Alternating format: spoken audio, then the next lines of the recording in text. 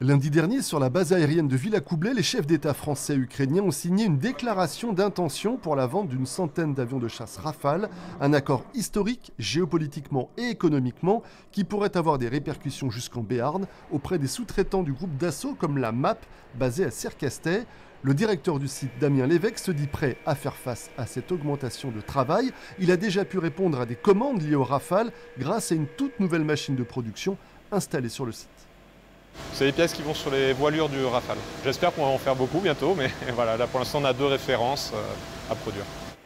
Les annonces récentes ont de quoi rassurer ce sous-traitant aéronautique en plein essor après le creux des années Covid, d'autant que le Rafale est essentiel dans le carnet de commandes de la MAP.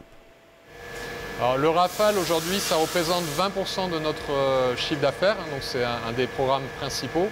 Aujourd'hui on estime qu'on livre de quoi faire entre 3 et 4 Rafales par mois. Et on nous demande de nous préparer à éventuellement monter à une cadence de 5 par mois. Le Rafale donc, mais également bien d'autres programmes aéronautiques permettent à la MAP d'afficher une belle santé économique avec un chiffre d'affaires de 45 millions d'euros et 270 salariés en Béarn.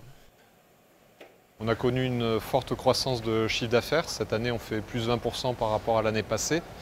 On a encore des perspectives de développement et de croissance qui seront portées par les augmentations de cadence des programmes actuels comme le Rafale, mais également l'acquisition de nouveaux business avec nos clients grâce aux nouveaux moyens que l'on souhaite mettre en place sur le site au cours des années à venir.